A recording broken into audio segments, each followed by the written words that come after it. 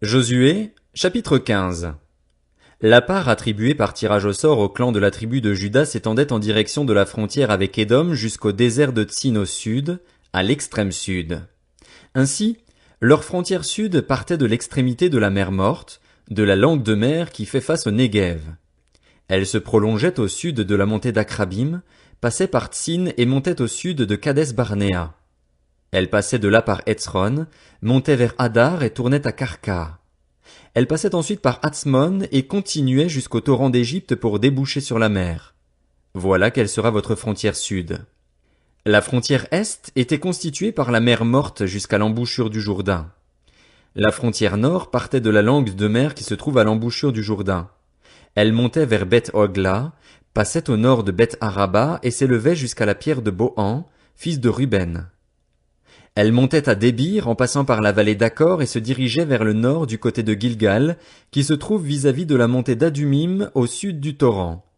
Elle passait près des eaux d'En-Shemesh et se prolongeait jusqu'à En-Rogel.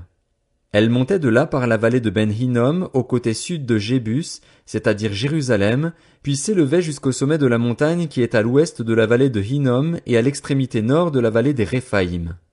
Du sommet de la montagne, elle s'étendait jusqu'à la source des eaux de Nephtoach, continuait vers les villes du mont Éphron et se prolongeait par Baala, c'est-à-dire Kirjat Jéarim. De Baala, elle tournait à l'ouest vers la région montagneuse de Séhir, traversait le côté nord du mont Jéarim, à Kézalon, descendait à Beth-Shemesh et passait par Timna. Elle continuait sur le côté nord d'Écron, s'étendait vers Shikron, passait par le mont Baala et se prolongeait jusqu'à Jabnil pour déboucher sur la mer. La frontière ouest était constituée par la mer Méditerranée. Tel fut le pourtour du territoire des clans des Judéens. On donna à Caleb, fils de Jéphuné, une part au milieu des Judéens, comme l'Éternel l'avait ordonné à Josué. On lui donna Kirjat Arba, c'est-à-dire Hébron. Arba était l'ancêtre d'Anak.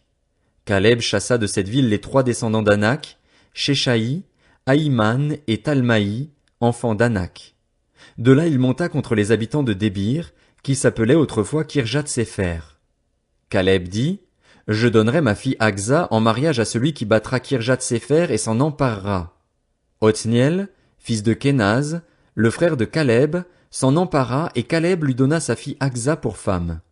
Dès son arrivée chez Othniel, elle le persuada de demander un champ à son père.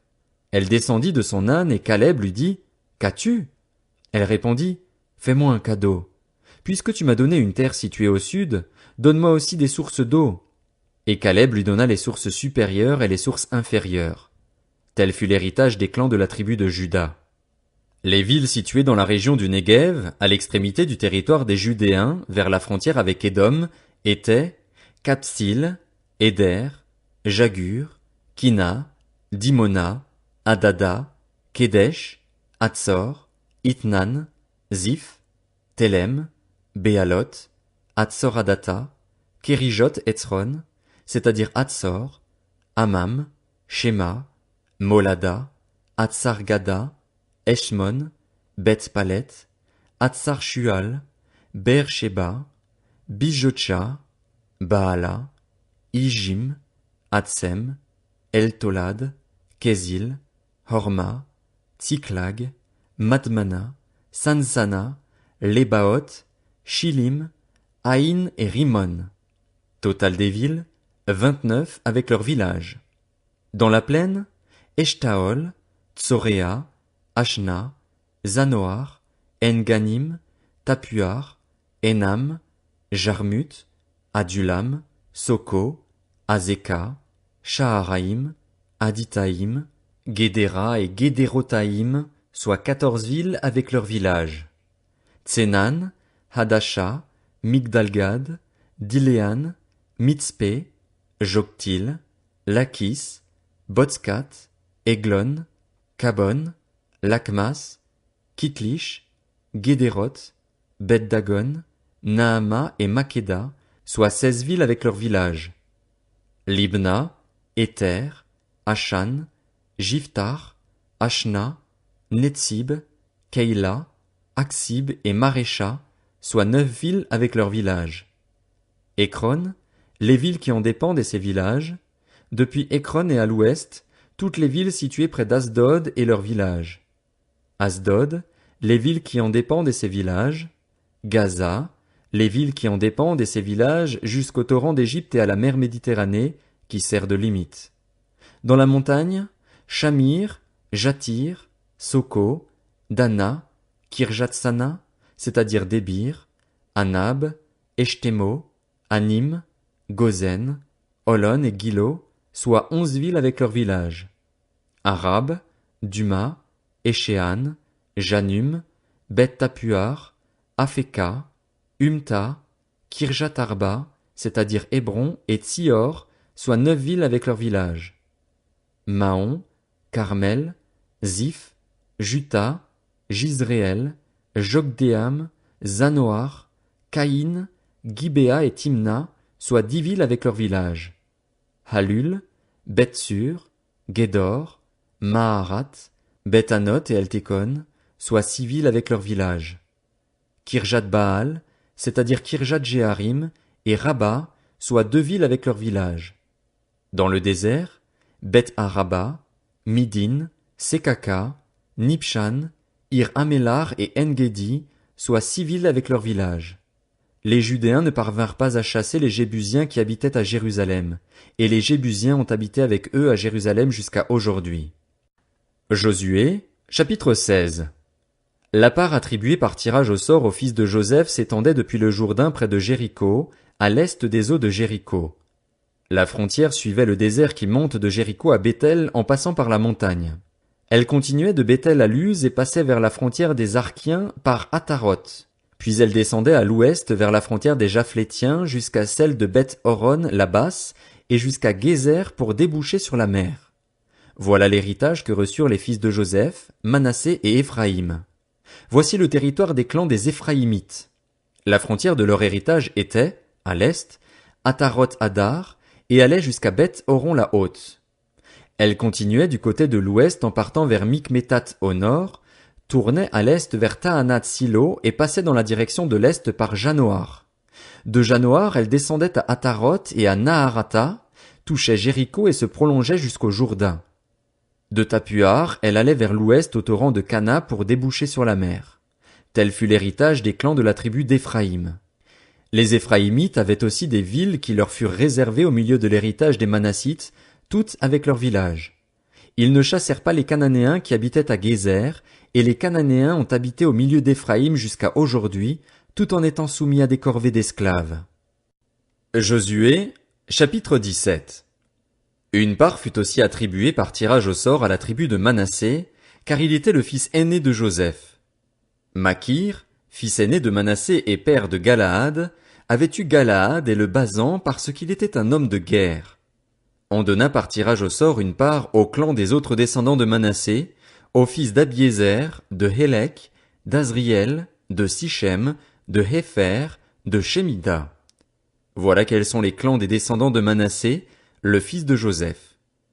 Tselofshad, fils de Hépher, petit-fils de Galaad, descendant de Makir, le fils de Manassé, n'eut pas de fils. Il eut en revanche des filles dont voici les noms: Machla, Noa, Hogla, Milka et Tirtsa.